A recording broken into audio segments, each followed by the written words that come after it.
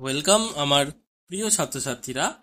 আজকে আমি তোমাদের জন্য নিয়ে এসেছি তোমাদের তৃতীয় শ্রেণীর দ্বিতীয় পার্বিক মূল্যায়ন 2024-এর আমাদের পরিবেশের প্রশ্নপত্র। ভিডিওটি শুরু করার আগে তোমাদের কাছে একান্ত অনুরোধ, আমার এই চ্যানেলটি সাবস্ক্রাইব করে নাও, ভিডিওটিতে লাইক দাও এবং বন্ধুদের সাথে শেয়ার করো। তোমাদের জন্য অনেক কষ্ট করে ভিডিও আনি, তাই পরবর্তী ভিডিও যাতে খুব সহজে পেতে পারো, তাই এটি করে রাখো। আমরা এখানে দেখতে পাচ্ছি এটি 40 মিনিটের এবং 20 নাম্বারের মোট প্রশ্ন আছে। চলো আমরা শুরু করি সরাসরি প্রশ্নে। কি ধরনের প্রশ্ন এসেছে? একের দাগের যে কোনো 8টি করতে বলেছে, সঠিক উত্তরের নিচে টিক দেওয়া। আমি তোমাদের পুরো উত্তরটাই করে দিচ্ছি টিক দিয়ে। দেখো, ফার্স্ট যেটি বলেছে কতে, নানা কারণে কোনো পরিবার এক জায়গা থেকে অন্য জায়গায় চলে গেলে তার ঠিকানা, চাকরি না নাম বদলে যায়। তার কি চাকরি বদলে যাবে, নাম বদলে যাবে? না, তার ঠিকানাটা বদলে যায়। তাহলে এখানে উত্তর হবে ঠিকানা। তারপরে খতে আসছি, বলেছে আবোল তাবোল বইটির লেখক হলেন সুকুমার রায়, উপেন্দ্র কিশোর রায় চৌধুরী নাকি সত্যজিৎ রায়। এর উত্তরটি হবে সুকুমার রায়। সুকুমার রায়ের লেখা আবোল তাবোল। গতে বলেছে দেখো, অ্যাপ্রন পরেন ডাক্তারবাবুরা, পুলিশরা নাকি দর্জিরা। অ্যাপ্রন ডাক্তাররা পরেন, ডাক্তারবাবুরা পরেন অ্যাপ্রন, সাদা যে জামাটা হয়। ঘতে বলেছে দেখো, পশ্চিমবঙ্গের উত্তর দিকের একটি জেলা হলো। উত্তর দিকের হুগলি, বাঁকুড়া না আলিপুরদুয়ার। উত্তর দিকের জেলা হলো আলিপুরদুয়ার। তোমরা ম্যাপে দেখো আলিপুরদুয়ার হচ্ছে উত্তর দিকে, তাহলে উত্তরটা হবে এখানে আলিপুরদুয়ার। ওয়াতে বলেছে রাজমিস্ত্রিরা গাঁথনি ঠিক করেন ওলন্দরি, করাত না বাটালি দিয়ে। যখন গাঁথনি ঠিক করে সোজা না বাঁকা হয়েছে দেখার জন্য ওনারা ওলন্দরি ব্যবহার করে থাকেন। চতে পিনকোড হলো বাড়ির, রাস্তা, টেলিফোন না পোস্ট অফিসের নাম্বার। পিনকোড হলো আমাদের পোস্ট অফিসের নাম্বার, তোমরা সবাই জানো এটি, এটা হবে পোস্ট অফিসের নাম্বার। ছতে শীত থেকে বাঁচার জন্য পাখিরা লোম, চামড়া না পালক ফুলিয়ে রাখে। পাখিদের তো লোম থাকে না, পাখিদের থাকে পালক, তাহলে এখানে হবে পালক ফুলিয়ে রাখে। পালকে ঠিক। নেক্সট, বুর্গির জ, তোমার বাবার বড় ভাইয়ের স্ত্রী তোমার কে হয়? আচ্ছা, আমার বাবার ধরো বড় ভাই মানে আমার জেঠু, আর জেঠুর স্ত্রী হবেন জেঠিমা, তাহলে এখানে উত্তর হবে জেঠিমা।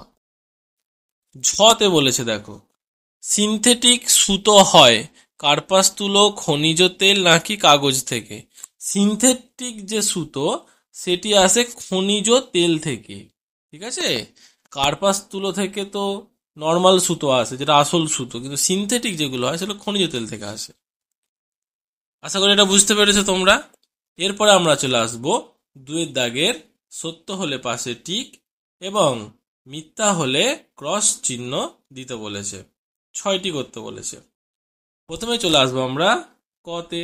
গরমকালে সুতির জামা কাপড় পরা খুব আরামদায়ক। একদম ঠিক, গরমকালে তো সুতির জামা কাপড়ই আমরা পরি, তাহলে ঠিক। খতে বলেছে দেখো, আগে গাছের ছাল থেকে উল তৈরি হতো না। গাছের ছাল থেকে কোনোদিনই উল তৈরি হতো না, তাহলে এটি হবে ভুল, ক্রস। তারপরে গতে দেখো,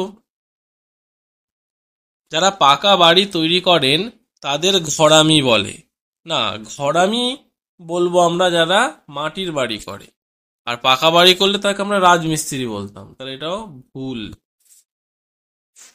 ঘতে দেখো, কলকাতার সব পোস্ট অফিসের নম্বর 700 দিয়ে শুরু। হ্যাঁ, কলকাতার সব পোস্ট অফিসের নাম্বার 700 দিয়েই শুরু, তাহলে এটা ঠিক হবে। নেক্সট চলে আসছি ওয়াতে, যেখানে বেশি ভূমিকম্প হয় সেখানে পাকা বাড়ি করা খুব ভালো। একদমই নয়, পাকা বাড়ি যদি হয় ভূমিকম্প তো ভেঙে যাবে, সেখানে কি আর নতুন করে তুমি ওই ইট বালি দিয়ে বাড়িটা বানাতে পারবে? কিন্তু তুমি যদি কাঠের বাড়ি করতে, তাহলে সেই কাঠ যতই ভাঙুক না কেন আবার তাকে জোড়া লাগিয়ে আমি ঠিক নতুন বাড়ি তৈরি করতে পারতাম। তাহলে বেশি ভূমিকম্প হলে পাকা বাড়ি করা খুব ভালো, এই কথাটি একদমই ভুল বলেছে। চতে বলেছে দেখো, একটি লুপ্ত জীবিকা হলো পালকির বেহারা। লুপ্ত জীবিকা মানে যেটা নেই, পালকির বেহারা আমরা এখন আর দেখতে পাই না, পালকির ব্যবহার এখন আর নেই। তাহলে এই কথাটা কিন্তু একদম সঠিক বলেছে, ঠিক বোঝা গেছে। এবার আমরা আসবো 3-এর দাগে। দেখো, শূন্য স্থান পূরণ করতে বলেছে যে কোনো 4টি।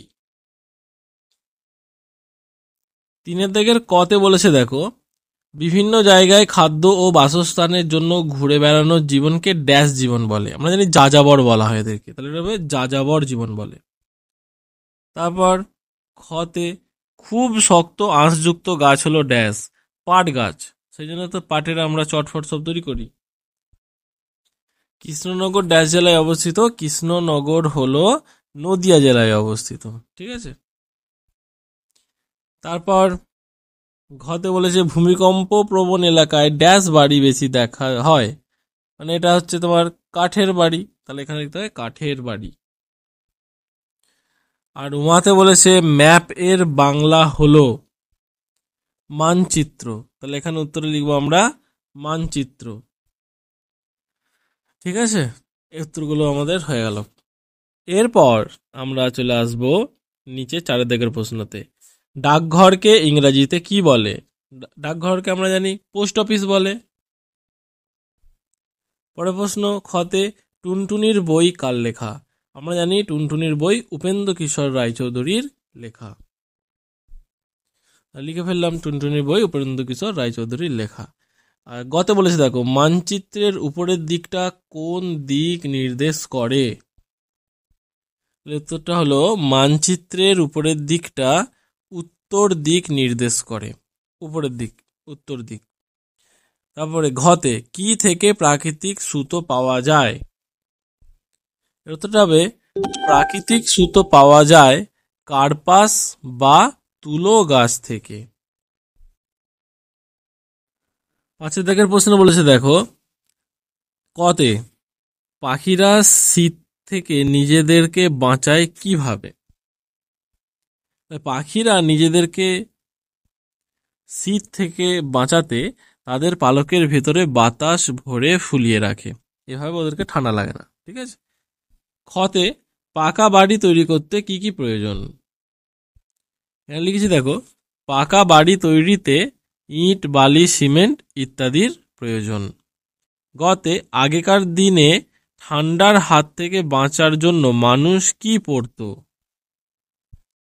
এখানে হবে আগেকার দিনে ঠান্ডার হাত থেকে বাঁচার জন্য মানুষ গাছের ছাল ও পশুর চামড়া পরতো, ঠিক আছে। এবারে স্টুডেন্টস দেখো, এখানে আমরা যেটা চলে আসবো, তোমাদের বাম দিকের সঙ্গে ডান দিক মেলাতে হবে। 6 দাগে, কম্পিউটার দোকানি রেনকোট সত্যজিৎ রায় আর পাকা বাড়ি তৈরি করেন। এদিকে আছে বর্ষাতি, নতুন জীবিকা রাজমিস্ত্রি ও ফেলুদা। ফার্স্ট যেটা বলেছে কম্পিউটার দোকান, এটি একটি নতুন জীবিকা, তাহলে কম্পিউটার দোকানের সাথে হবে নতুন জীবিকা। রেনকোট, রেনকোটকে আমরা বর্ষাতি নামে জানি। সত্যজিৎ রায় লিখেছেন ফেলুদা, এবং পাকা বাড়ি তৈরি করেন রাজমিস্ত্রি, ঠিক আছে। 7 দাগে একই রয়েছে, স্তম্ভ মেলানো।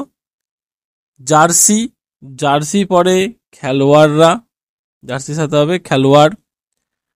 তারপর রয়েছে সুপ্রভা দেবী, উনি ছিলেন সত্যজিৎ রায়ের মা, সত্যজিৎ রায়ের সঙ্গে এনার হবে। পালকির বেহারা, এটি একটি লুপ্ত জীবিকা। তারপরে ক্যাসমলিন, ক্যাসমলিন অর্থাৎ সিনথেটিক উলকে ক্যাসমলিন বলে। আর আদিম মানুষ থাকতো গুহার জীবনে। ওকে স্টুডেন্টস, আশা করি তোমরা আমাদের এই ভিডিও থেকে অনেক উপকৃত হবে। তবে তোমাদের একটা কথা এখানে বলে দিই, শুধু খুব শক্ত আঁশযুক্ত গাছ যেটা বলেছিলাম পাট, এখানে তোমরা তার সাথে শন করে দাও। শন সব থেকে শক্ত আঁশযুক্ত একটি গাছ, ঠিক আছে, করে দিলাম। তোমাদের পরীক্ষা খুব ভালো হোক এই আশা রাখি। এই বলে, আর আমার এই যে তোমাদের জন্য এই ভিডিও করে দেওয়ার একটাই অর্থ, তোমরা যাতে ভালো পরীক্ষায় ফল করো, তার গুরুদক্ষিণা অনুযায়ী তোমরা আমার এই চ্যানেলটি সাবস্ক্রাইব করে নাও এই ভিডিও লাইক করে দাও আর বন্ধুদেরকেও এই ভিডিও দেখার সুযোগ করে দাও। আজকের জন্য এতটুকুই। এর পরবর্তী ভিডিওগুলো আমি আবার তোমাদের দেব, তার জন্য আমার চ্যানেলকে ফলো করে বেল আইকনে ক্লিক করে রাখো। Thank you.